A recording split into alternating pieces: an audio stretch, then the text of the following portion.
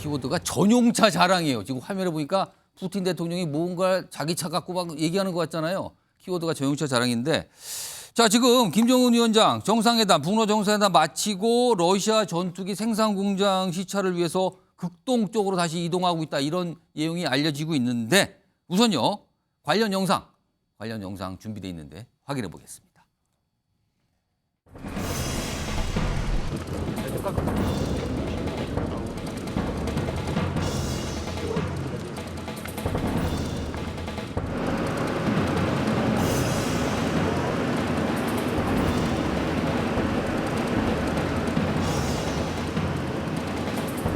А это сделали память. Да, это все вместе в собранном виде, вот в таком виде 8.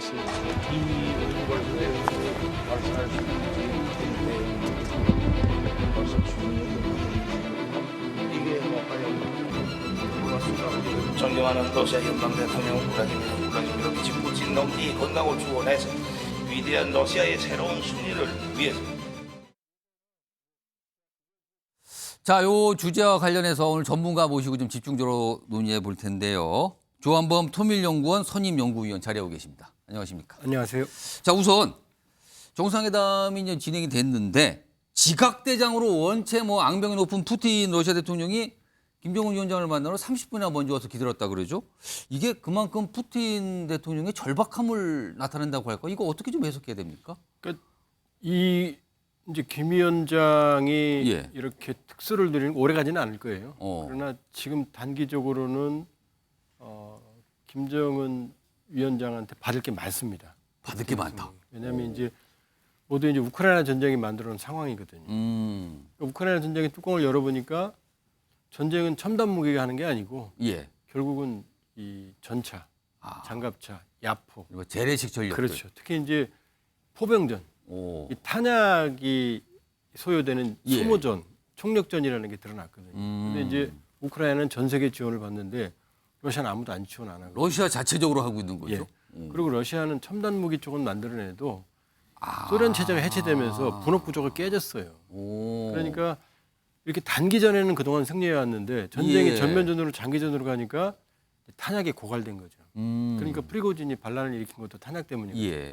그러니까 지금은 러시아한테 대량의 탄약을 공급할 수 있는 유일한 체제가 북한입니다.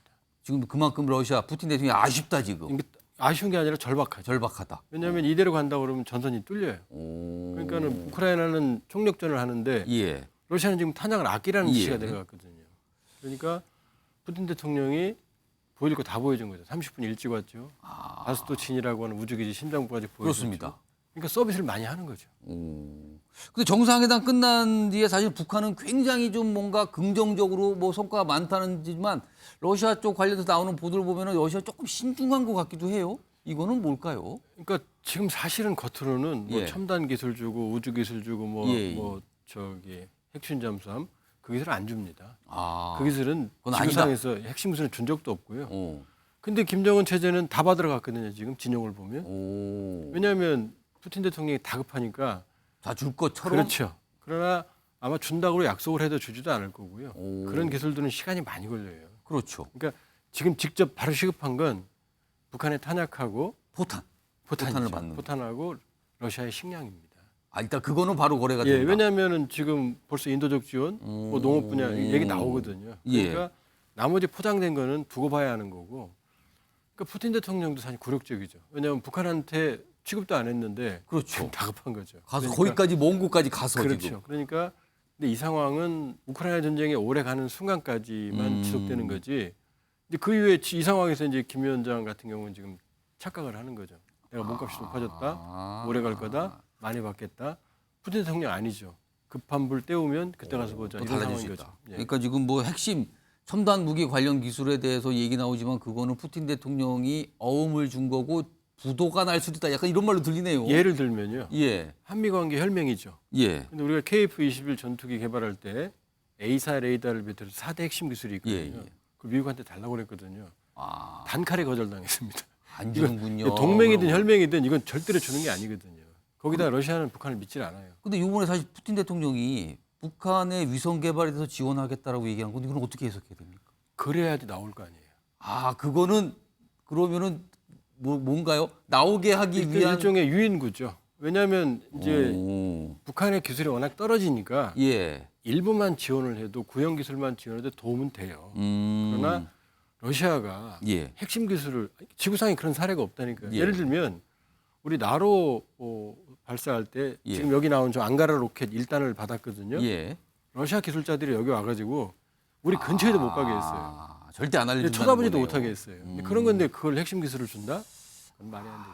기다려봐야겠지만 일단 이 조한범 연구위원 분석대로라면 이거는 공수표일 가능성이 농후해 보인다 이런 분석이신데 일단 요거 윤기찬 변호사 아까 영상에 잠깐 나갔는데 푸틴 대통령이 본인의 전용 차량 방탄차잖아. 이거를 김정은 위원장 앞에서 굳이 뭐 설명을 하고 열어보고 이런 게 있거든요. 근데요 이 모습이요 과거 트럼프 대통령이 똑같이 그랬어요. 그러면은 이거 푸틴 트럼프 똑같이 과시하는 성격 때문에 그럴까요? 이걸 어떻게 좀 봐야 됩니까? 굳이 저기서 뭐 차량을 가지고 뭐 자랑하는 듯한 얘기를 꺼내놨거든요. 이건 뭡니까 이건? 그래서 저는 뭐 저게 특별한 의미가 있다고 보여지지는 않고 이게 분위기를 좀 전환시키는 약간 그런 가볍게. 화제성으로 하는 거죠. 예. 또는 뭐 본인이 김정은이 저기에 대해서 관심을 표명했든지 그런 것 같고. 예. 그러니까 푸틴 같은 경우에 김정은을 사실상 이용한다고 저는 보여지는 장면 중에 또 하나예요. 왜냐하면 오, 아니, 또 저기 뭐- 또 타보기도 했네요. 저렇게 또 굳이. 이게 이제 여러 가지 집중이 되잖아요. 저렇게 예. 되면. 그런데 저기서 저 장면이 상징적인 것이 예. 사실 무기 거래를 하러 정상회담을 저렇게 공개적으로 한다는 것이 좀 이상하잖아요. 그렇습니다. 러시아도 뭐 안보리의 상임이사국인데 예. 무기 거래를 불법적으로 하는데 정상이 만나가 저런 장면을 연출한다? 저는 그것보다는 오. 사실은 푸틴 대통령 입장에서는 이제 우리 전쟁 수행 능력이 이렇게 더 높아진다. 그렇기 예. 때문에 휴전하자라는 메시지를 주기 위해서 김정은을 이용했다라고 보여지고 오. 김정은 입장도 어떤 마음으로 갔는지 모르겠지만 김정은 입장에서 보면 어쨌든 국제 정치사회, 국제 세계에 다시 한번 등장하는 계기가 됐고 본인들 북한 주민에게 어떤 야 이제 우리도 먹을거리 생기고 어떻게 생긴다라는 메시지를 주는 거기 때문에 양측에서 정치적으로 한 사람은 전쟁 관리 차원에서 한 사람은 내치용에서 보면 이유가 상당히 둘 다 있다. 윈윈이다. 따라서 저도 말씀 주신 것처럼 저게 직접적으로 저런 거래가 이루어질 확률은 예. 적다. 그 전에 미국과 뭐 유럽, 러시아 다 이 휴전에 대해서 사실 다 일치되는 어떤 예. 교집합이 생기는 예. 상황이고 그런 차원에서 둘이 저런 장면 연출했지 않나는 생각이 들기 때문에 예. 저는 그런 차원에서 방탄 일무진 저 부분도 본인들이 마음이 가벼운 거죠. 그러니까 저런 말이 나올 수 있는 것이지 마음 무겁게 국제사회 온갖 비판을 예. 감수하고 와가지고 그런 주제를 한다는 것은 납득이 안 되는 거죠. 조한범 위원님. 예. 사실 북한 러시아 얘기하면 통상 우리가 북중러 이렇게 표현을 쓰거든요. 세 개를 묶어서 북중러라고 하는데 지금 뭐 무기 거래를 한다 뭐 정확하게 모르겠지만 푸틴 대통령 정상회담도 하는 이런 김정은 위원장의 모습을 보면서 중국 시진핑 주석은 무슨 생각을 할까요 지금? 복잡하죠. 마음이. 왜 그러냐면 지금 한미일 대 북중러 신냉전 이런 얘기를 하는데 뭐 통상 그렇게 지금 표현합니다. 근데 그건 틀린 거예요. 왜냐하면 신냉전은 불가능합니다.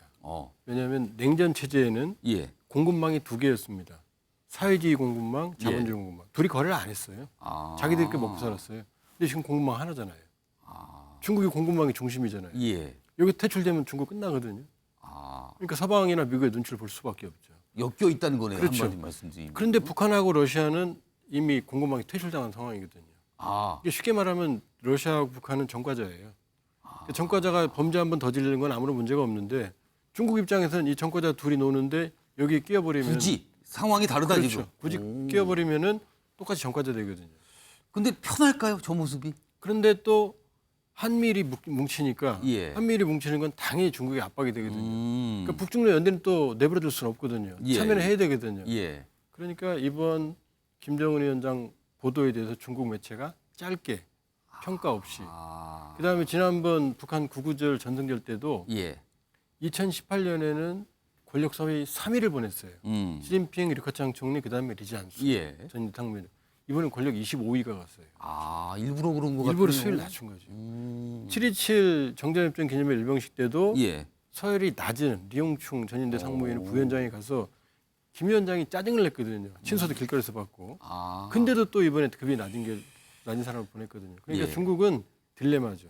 친해질 수도 없고 안 친해질 수도 없고. 불편한 기색을 그렇게 표현을 했지만 또 이것도 난 그렇죠. 거기다가 그동안 중국에 대한 의존도 지난해 무역 의존도가 96%거든요. 예. 북중이. 근데 이제 북러 관계가 커지면 중국의 영향력도 줄어들죠. 그렇겠네요. 그러니까 아주 복잡하죠 지금. 고민이 많지만 또 처진 다르고 뭐 이런 상황이라고 볼 수가 있겠습니다. 이런 가운데요.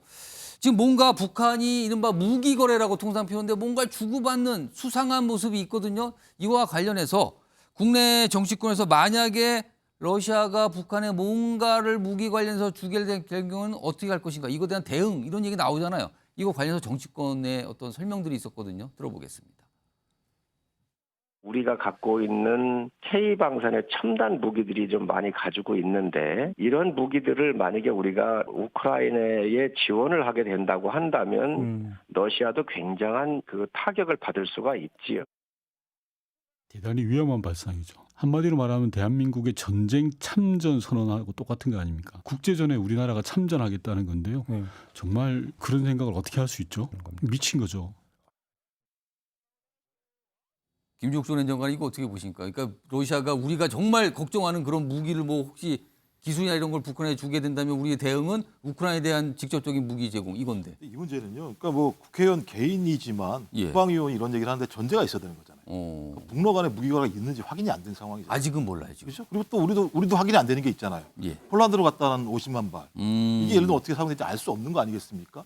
저는 이런 상황이 있다고 얘기했을 때 집권 여당의 국방위원이 저런 얘기를 한다라고 얘기하는 거 좀 매우 위험한 발언이라는 생각이 분명히 들고요. 왜냐하면 한미일 협력이라고 하는 것이 두 축, 세 축 아니겠습니까? 하나가 북핵 위협을 대응한다고 하지만 또 하나는 중국을 예. 아주 직접적인 타겟으로 해서 고립하겠다는 내용이 분명히 있는 거잖아요. 또 하나는 인도태평양 지역을 지난 세계적인 문제까지 얘기한다면 러시아, 우크라이나 문제거든요. 예, 예.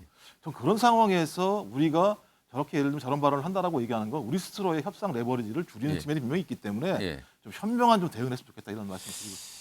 조한범 위원님 한 1분 정도밖에 시간이 안 남아서 압축적으로 말씀을 해주셔야 될 것 같은데 이 가능성, 이 우크라이나에 우리가 무기 지원하는 이 가능성 이거 어떻게 보십니까?